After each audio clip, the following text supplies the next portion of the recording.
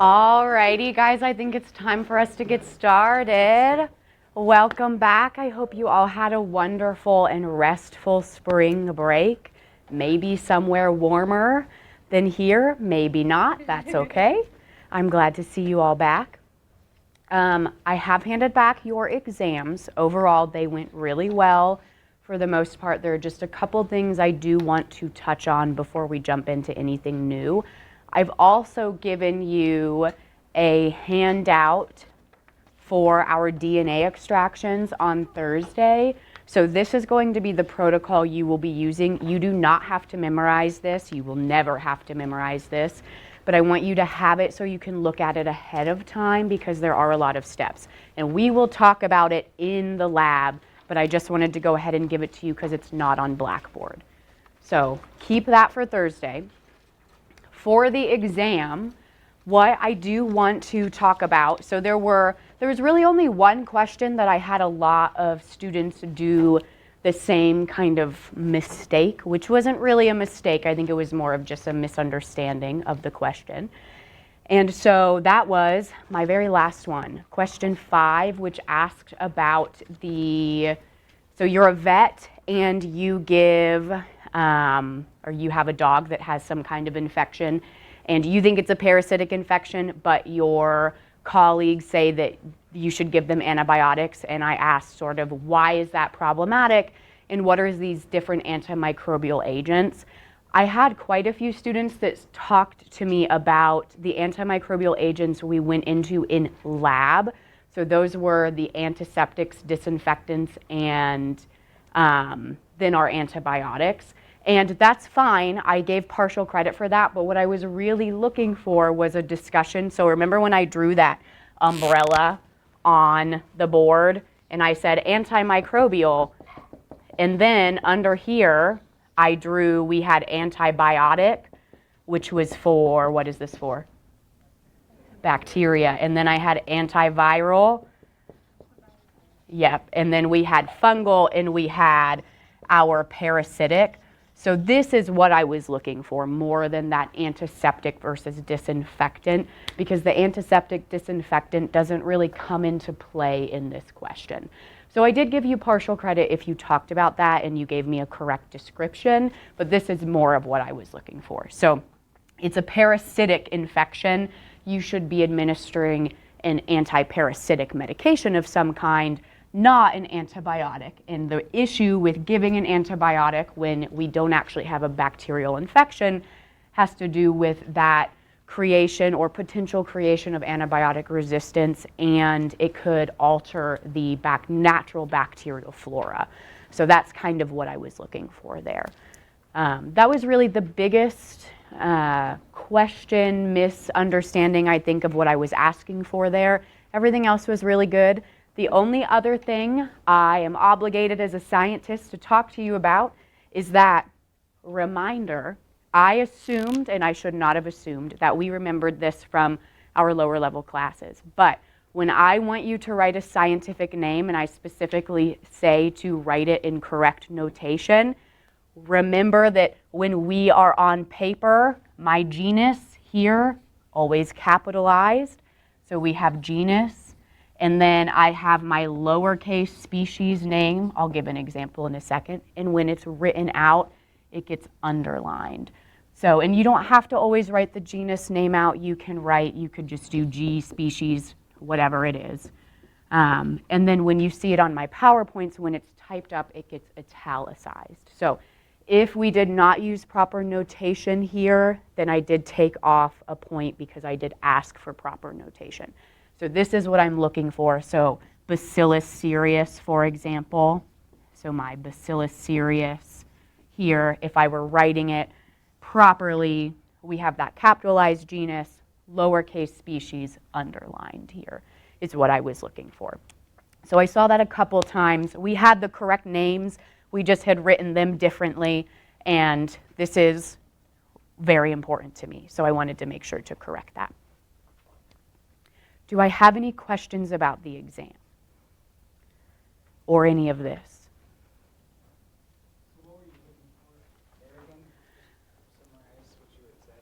So I was looking for a discussion of the different types of antimicrobial agents that target different types of organisms. So we had our antibiotic for bacteria versus, in this specific question, it would have been an antiparasitic for a parasite. And so really what I was looking for was this description of antimicrobial. If someone says antimicrobial agent, they're not specifying what it is that they are going against versus an antibacterial or parasitic or something like that. Any other questions?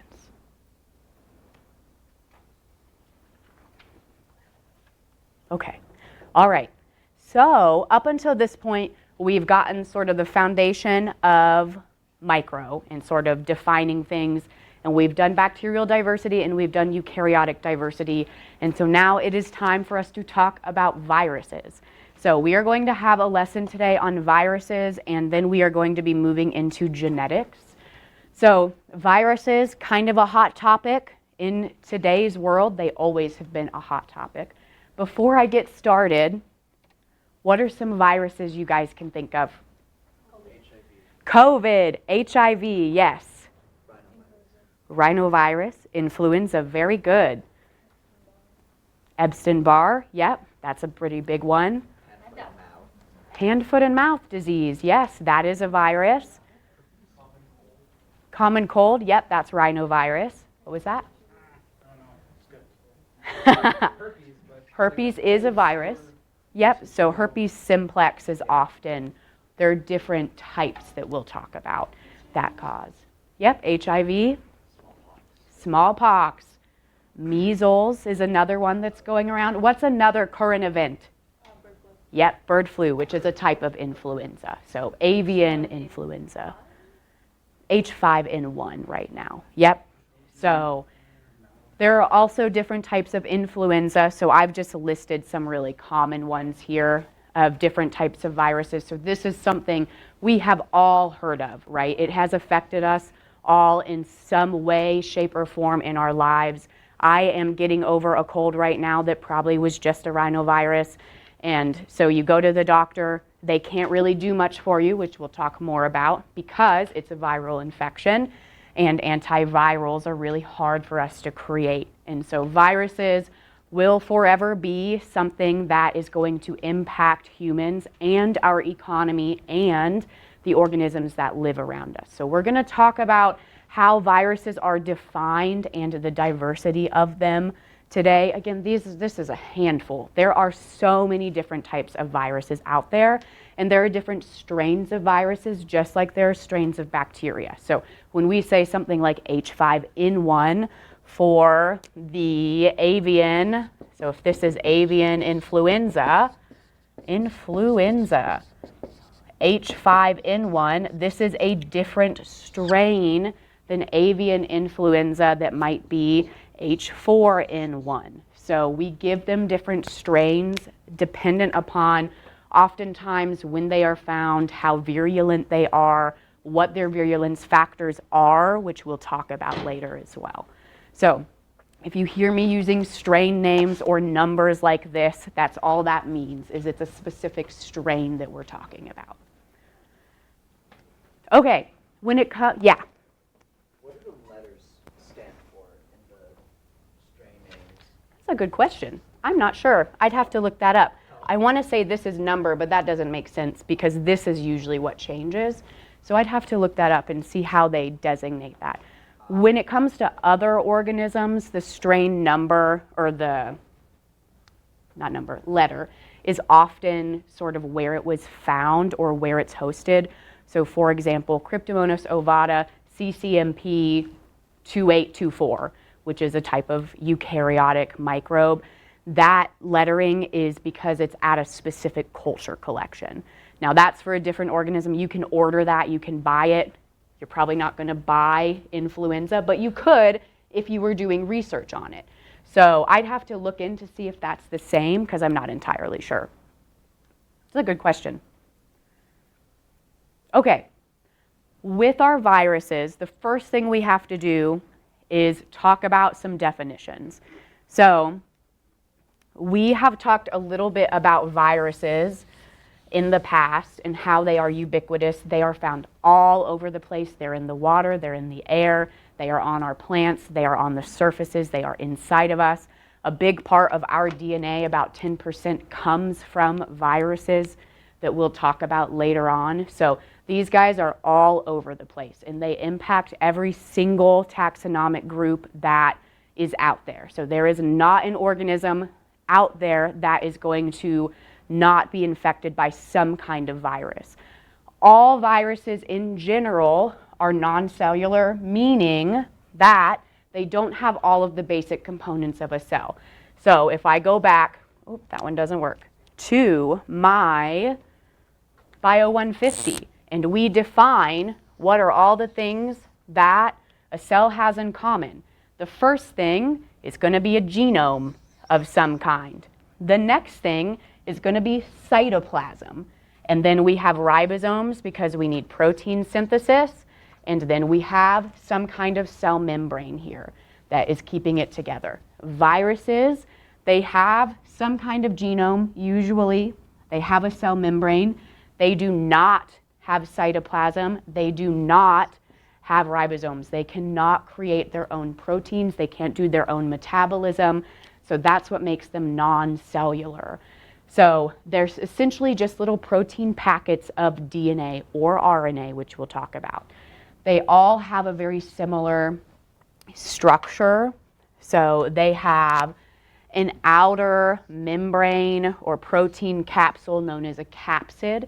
And then some of them can have an outer envelope, but not all viruses will have this envelope, which is this red part that you're seeing here. So they have this protein capsid, they have their DNA, which is encompassed in its own little capsid membrane. So we have some kind of genome here that's encompassed in an envelope. We have a capsid, we might have an outer envelope, and then they have spike proteins. And the spike proteins are what we really care about from the get-go when it comes to how viruses affect humans or other organisms, because oftentimes, so anything that's on the outside of that cell is known as an antigen. So moving forward, especially when we get to immunity, we'll talk about antigens versus antibodies. Antigens are the proteins or the carbohydrates on the outside of the cell. So these spike proteins are a type of antigen that triggers an immune response. Now, that doesn't mean that other parts of the cell or the virus cannot trigger an immune response. So oftentimes a vaccine, you will either be given a totally inactivated type of virus, so it's essentially a weakened attenuated virus, a dead virus, or you'll just be given parts of like the DNA or RNA or parts of the antigen, and all of those things can trigger an immune response. Did you have a question? Yes. Yeah. The little ball is the antigen, but to get all together with the spike, is the spike protein, or is it just the thing, whole thing? So the whole thing here, the spike protein, is an antigen. So that whole entire thing. So, and that is oftentimes this antigen, which is part of the spike protein, it's what is used in what we call our point of care tests, which we'll talk about in a second when we get to viral load. So that whole spike protein is the antigen. So most viruses have some kind of structure like this, other than our bacteriophages, which are specifically viruses that infect bacteria that we will talk about later on in the lecture. We've already talked a little bit about them, so we'll go into more detail with them. So we have our general structure of how the virus is going to look. When it comes to definitions with how viruses impact us, there are a couple different things that I'll want you guys to know. So in general, the virus particle is known as a virion.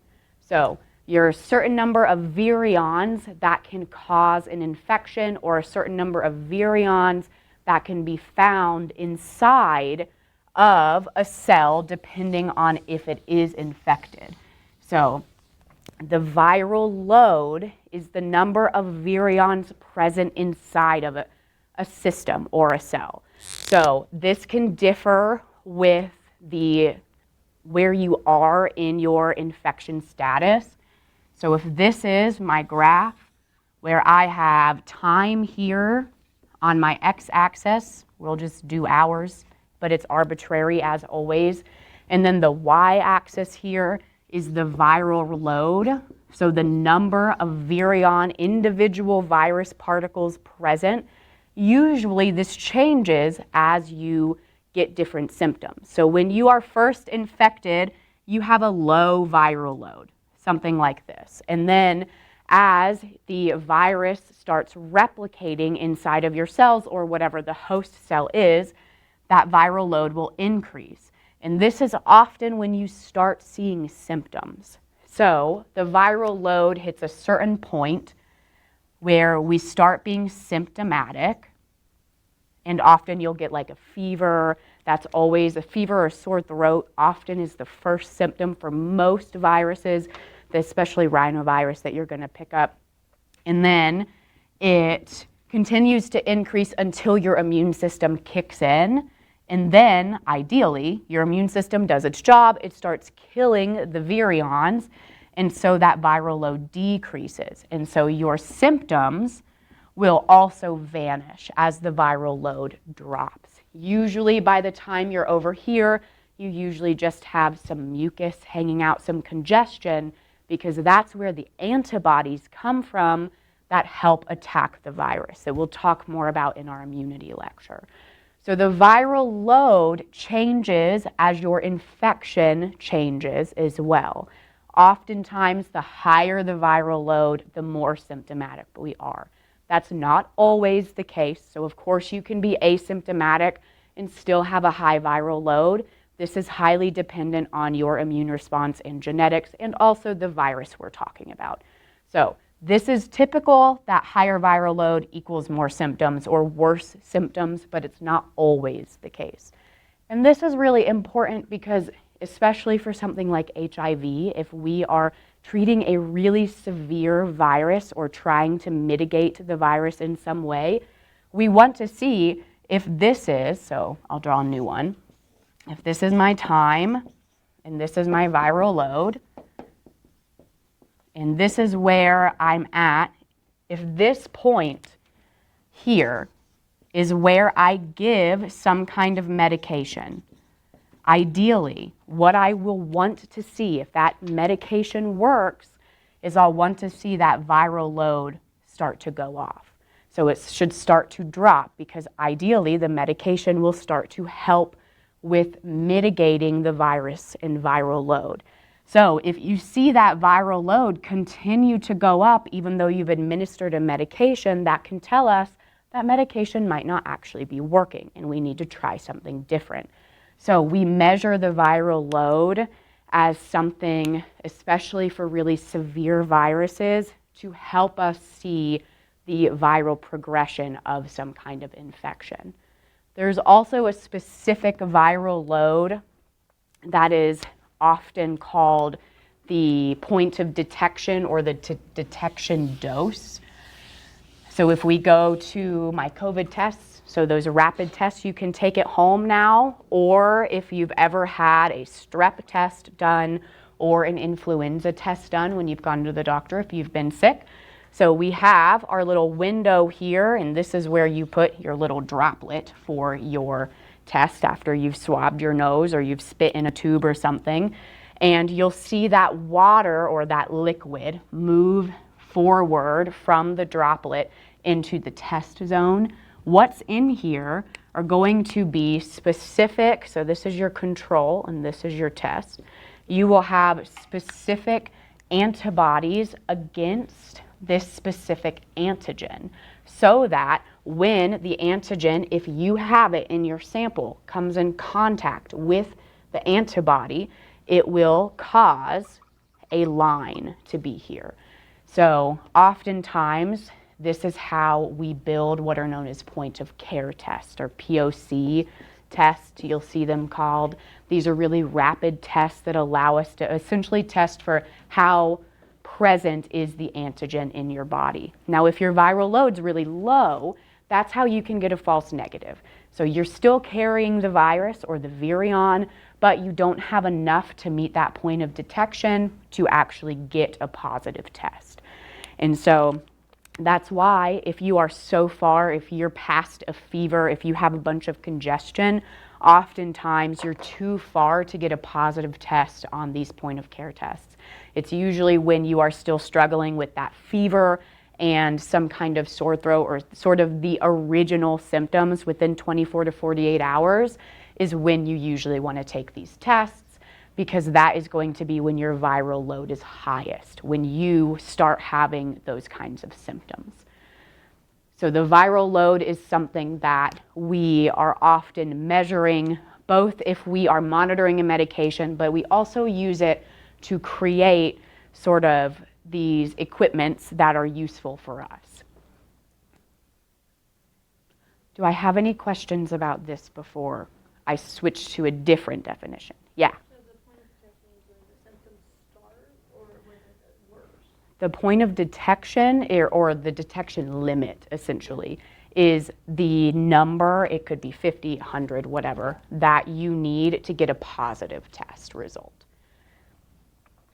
What you were talking about here with the symptoms, so there is usually, depending on the virus and your immunity or your immune system, there is usually a specific viral load where we start to see symptoms, but that can vary from person to person.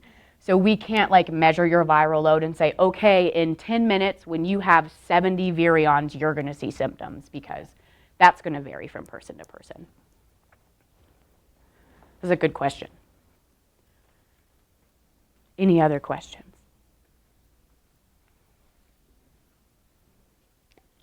Okay. So we have viral load, which is the number of virions that are present. And then we have the infectious dose, which is not the same. So often I'll have students that will get these sort of interchanged, but they are not equivalent. So the infectious dose is how many virions does it take to actually cause an infection. And this is going to vary with the virus, with the strain of the virus, because every type of virus has a different type of virulence factor. Some are stronger than others. It can vary with genetics. So often we have an idea of how many virions it will take for that infectious dose. So for example, HIV, one virus, always one virus or one virion, and you will have that. You have HIV, it can cause infection, which leads to AIDS, autoimmune immunity deficiency syndrome is what AIDS is. So that's an example of a really low infectious dose. So the lower the infectious dose, the more infective or pathogenic the organism, because it takes less to get you sick. Versus something like rhinovirus or COVID is going to take a lot more virions, let's just say 100 as an example, to actually get you sick or cause an infection, and you will see symptoms after that higher infectious dose. So we have viral load, which is the number that's present inside of the cell or the system, and then we have infectious dose, which is the number needed to actually cause an infection. And this is dependent upon, most of the time, the pathogenicity of the organism, which we'll talk more about virulence factors and pathogenic factors when we get to immunity, because there are lots of ways in which viruses or other pathogens can cause infection, and it depends a lot on what types of mechanisms they have within their genetics and inside of their cellular structure. Okay, so the next thing I want to talk about is transmission. So at this point in our lives, we know viruses can be transmitted, and oftentimes this happens during what we call flu season, which is when it's colder outside and we are spending more time inside. So why do we think that these things that change with flu season or winter, why might that lead to increased transmission of any kind of pathogen? Because if you're inside with everyone else trying to avoid the cold, Yeah, that's a huge one. So the connection, so how close you are to other people, oftentimes, so when we had the pandemic and we had all those regulations, there was the 6-foot rule. So usually if you're past 6 feet, that's probably far enough to where you won't have transmission. Not always, depends on the transmission mechanism, but that was kind of the rule of thumb. So if you're closer together, then you're more likely to be able to transmit from one person to another. What else might be different? Yeah. Temperature? Yeah. Like if it's colder, you can survive easier whenever you're colder? Yeah, so the temperature is part of it, and it's not necessarily about the virus. It's about how your membranes work when it's colder. So when it's colder, yep, so that's part of it. You can spread more droplets because transmission, the biggest mode of transmission is airborne droplets. So if you're running nose or you are closer to someone and you're coughing because you have a dry or itchy throat, you're more likely to transmit a droplet. Also, your mucous membranes in general are drier. So the way that the human body has evolved, you have different mechanisms that are there to protect you. Your skin is one of those things. So our skin protects us from having direct contact into our blood system from pathogens. Your mouth has lysozymes in it. So oftentimes things that get into your mouth, either by physical crunching and chewing from your teeth or the saliva, the digestive enzymes, will stop things from getting where they need to go. Your mucus is there to catch things, and you have cilia inside or microvilli inside of your respiratory system that's always sweeping upward constantly. So if you breathe anything into your respiratory system, it's trying to push it out if it's not supposed to be there. So the combination of the mucus plus the movement of how your body has evolved, also your stomach acid is another thing. So there are lots of ways, protective mechanisms or barriers we've evolved, but especially in the cold, those things get influenced. So your mucous membranes specifically get really dry, so it's harder for your body to catch what it needs to and get rid of it. And so the cold plus the close plus the you've got a runny nose, you've got more fluids in general probably because your eyes are also watering because it's so cold and it's so windy and it's painful to be outside. So things like that are going to increase transmission of viruses, typically during flu season. So it's not because there's more of the virus necessarily in the atmosphere during flu season.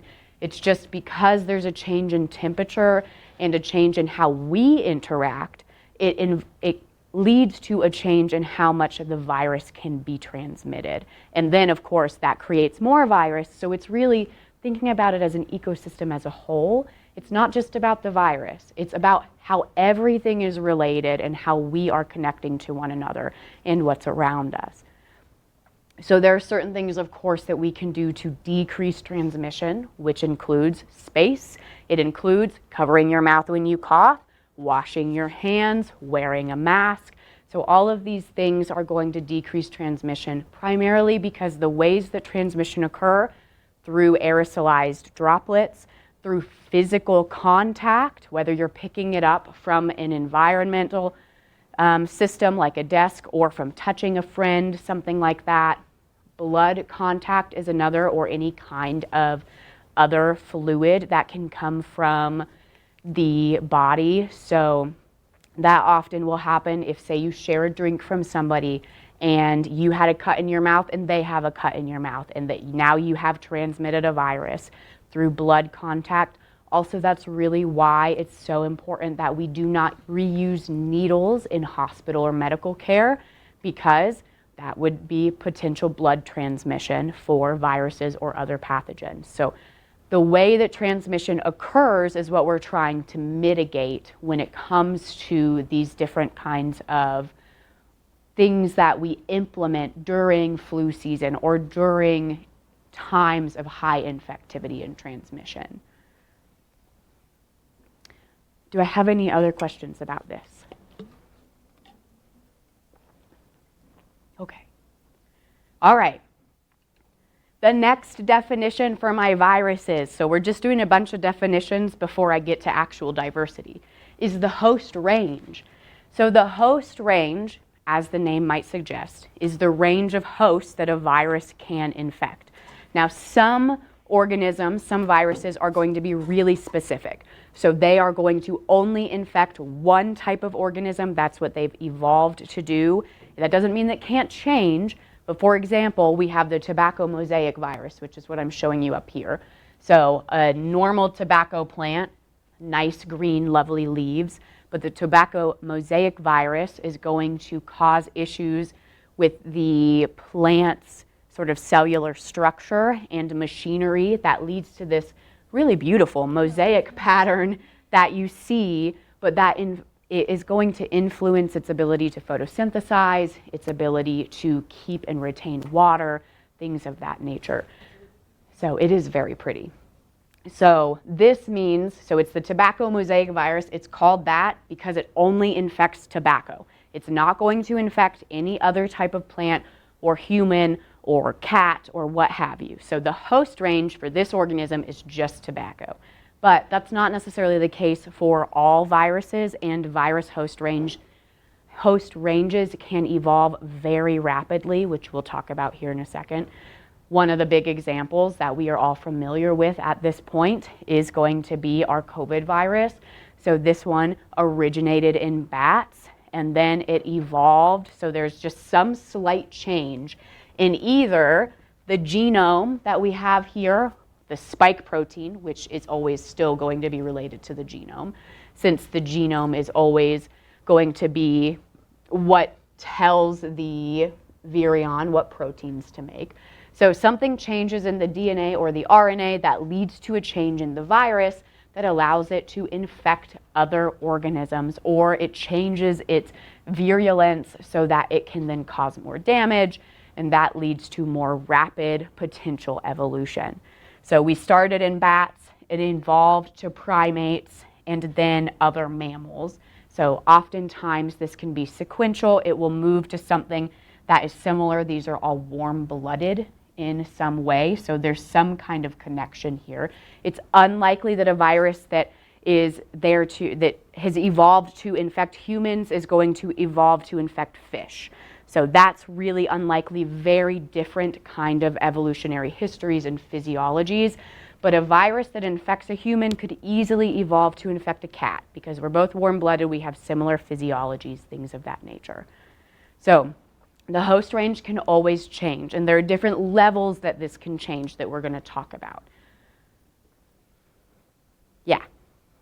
What's the evolutionary history for viruses, like, in general? So, like, we know that, like, at least, like, the popular theories are that, like, prokaryotes came about first, then eukaryotes, and then, like, everything else arose from that. But, like, where do viruses fit in that biology? Yeah, my assumption is it has to do with prokaryotic evolution, and because prokaryotes are, in the easiest way to describe it, simpler than a eukaryote, and the virus itself is very simple. It is just some genome with some protein. If you think of a prion as well, if you guys have heard or been taught about prions, which are infectious proteins, those are even simpler than a virus because it's just a protein that can cause your body to respond in some way that leads to a disease.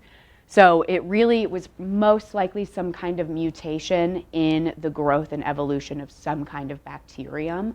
I would have to look at the actual history of it, but they definitely, because they can infect bacteria, they can infect eukaryotes as well.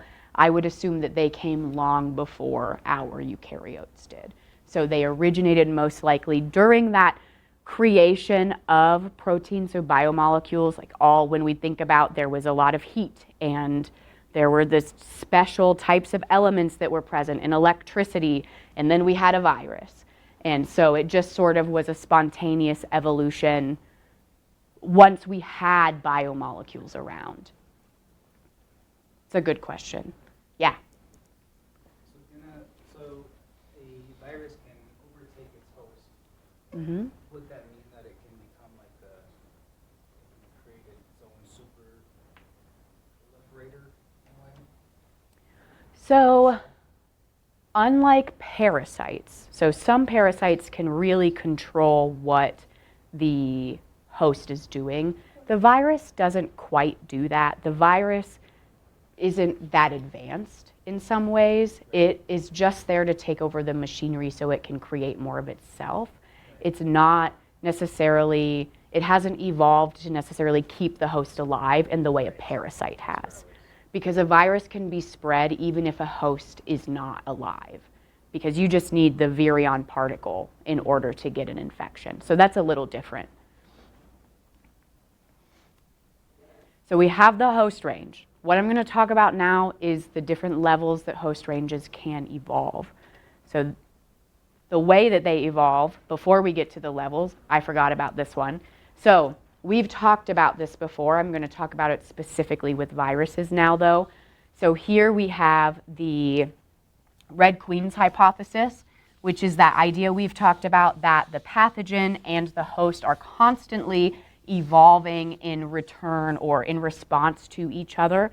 When it comes to viruses, this is specifically aided with vaccines. So the creation of the vaccine or vaccination has really aided in the evolution of viruses. So while we love vaccines, they're great, they help us a lot, they also are part of why we have a lot of viruses. And that is because the way that the Red Queen's hypothesis works, which we've talked about before, so we have some kind of virus that mutates and is able to infect the host in some way, whatever virus we're talking about. And then, because the host doesn't recognize the new strain, we have some kind of infection. So we have a response where the host immune system has to learn the virus. So this is where a while back I talked about we have our adaptive immune system. I need a better marker. We have our adaptive immune system, which again we're going to have a whole lesson on moving forward. But that adaptive immune system has our T cells and it has our B cells, which can differentiate into the plasma B cells that I talked about briefly and the memory B cells. So the memory B cell here is what is learning this new pathogen. So it's called memory B cell because, so this is my virus. It's got these specific antigens, these spike proteins on the outside. That memory B cell's job is to remember that specific antigen. So it says if I ever see this again, I need to cause an immune response. So the host learns that antigen, and that allows it to be defended. When it's defended, the virus can no longer replicate. It then has to mutate. And then once it mutates, it can lead to a new spike protein. It can now infect, and so this will happen over and over again. Vaccines come into play here because when you are given a vaccine, the goal is for this to happen. So your memory B cells will create these antibodies against this specific antigen. So when you get a vaccination, it allows you to be protected or have a faster immune response, what's called a primary and secondary immune response. So the memory B cells in vaccinations are really important here, but it can allow for faster mutation of these viruses because they have to defend themselves. And so we have this Red Queen's hypothesis here with the viruses, just like we have with our other organisms that we've talked about. And that change that the virus can have when it mutates, that's that antigenic drift. So we talked about how, when we talked about our other critters, our eukaryotes, we had certain antigens on the outside, and they could shift their DNA and their transcription in order to change what was there so that the body wouldn't recognize them anymore. That's a type of antigenic drift or variation. So this is the same exact thing that viruses are doing. They're altering this spike protein so that that immune cell can no longer recognize them. They can cause infection. The immune system has to respond, and it goes on and on and on forever. So this is often how hosts and our viruses continue to evolve, is by that need to survive, survival of the fittest. So this is a type of natural selection evolutionary process. When it comes to the levels at which these hosts can evolve and viruses can evolve, we have a few. So the first one, if we haven't taken ecology, this will be quick ecology lesson, is at the level of community. So the community is going to be organisms of different species in the same place. So this is important. The location matters. So this is my community A.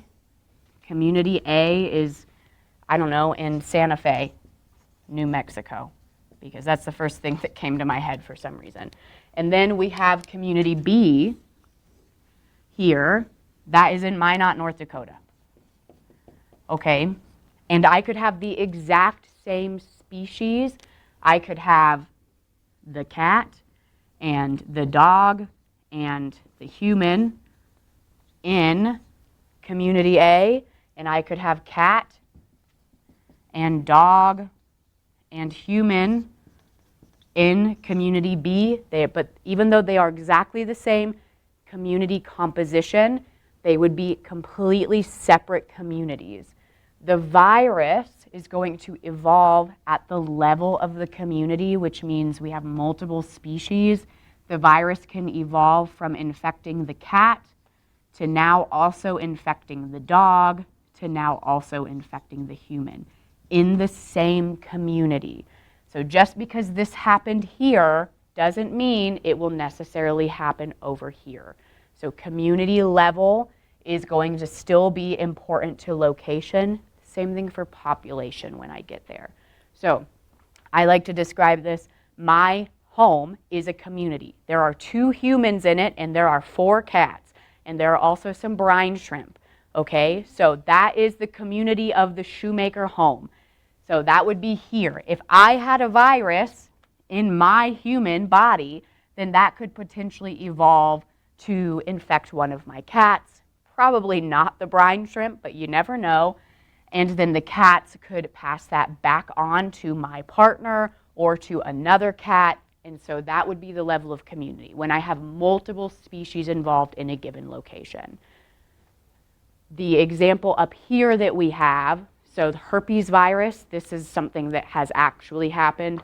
So the herpes simplex virus started out as one specific virus type or strain, and then it evolved to infect mice and equine, so horses, in the same area.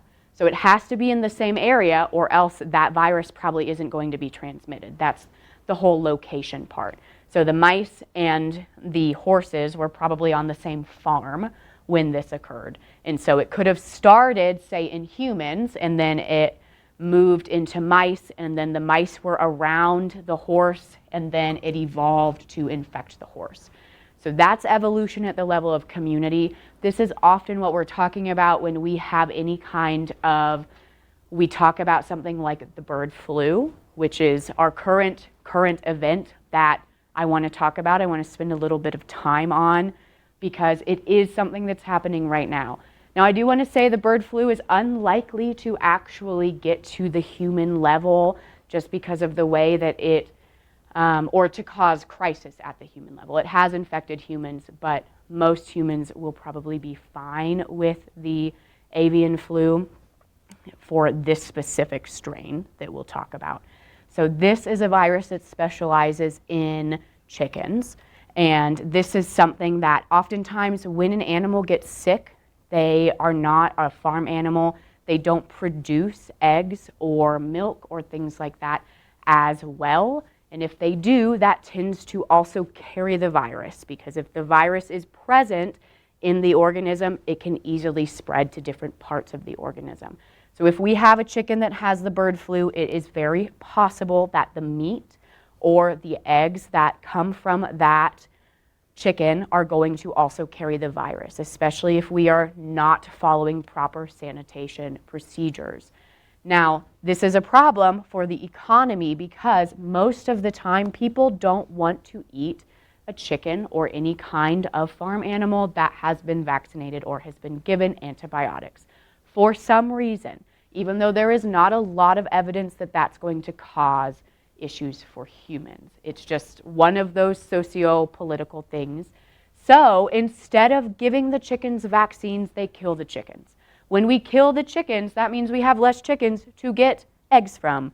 And when we have less eggs, that means egg prices go up. That is why they are about $7 a carton right now. It is because we have this avian flu that has infected chickens. And now, so this has evolved to also infect some cattle and cows. And so this causes other economic issues because, so we already have this problem where we have chicken, poultry in general, and eggs, that the price of that's going up. We are having a lot of birds that are dying. And then this jumps to our cattle and our cows. This means that the meat, so any kind of beef, that's going to go up, and we have less milk being produced because infected cows tend to not produce milk. When you have a sick animal, they aren't healthy enough to produce a lot of product. And there is research that suggests that the milk itself can pass the virus to other organisms if you drink unpasteurized milk. So we have found that the avian flu can persist in cold temperatures in unpasteurized milk for up to 5 weeks, and when given to mice, it causes the flu in this mammal. So we know that it can jump from birds to cattle, which is a mammal. We now know that it can also infect mice.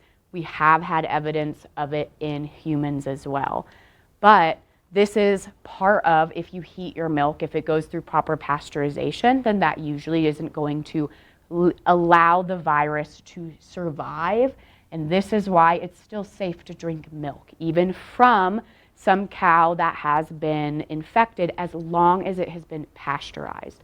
So if you know that your milk and your eggs and your meat are properly being cleaned or sanitized in the way that they should be, or processed, then this is all still fine and safe. But if we are not following those proper procedures, then that is part of how the virus can spread to other organisms. So now we have host range expanding here. And if it does become a major issue for humans, then that will be another conversation, similar most likely to the COVID pandemic. Now, we had something similar. We've had the bird flu before. We've had swine flu before as well, which has jumped. So that host range started either in swine or in some type of bird and jumped to humans. It causes a pretty minor cold-like flu symptoms, and humans tend to be okay with this kind of influenza. So that's probably why you've seen or you've heard of the bird flu, but it's not something that has really become a major topic for human conversation at this point in most circles, or in a lot of circles, because it's unlikely to become such a big problem, other than for the economy and for the animals that we care about, or that we care about because they provide us food and nourishment. So again, it is an ecosystem, right? So just because it's infecting our chickens and not us doesn't mean that that is not still important, because that everything always affects us, and that's what we care about at the end of the day as humans, because we're selfish. So I'm going to end here because we're pretty much at time. I'll pick up here on Wednesday and we'll go from there. If you guys have any questions, just let me know, and I will see you on Wednesday. Namaste.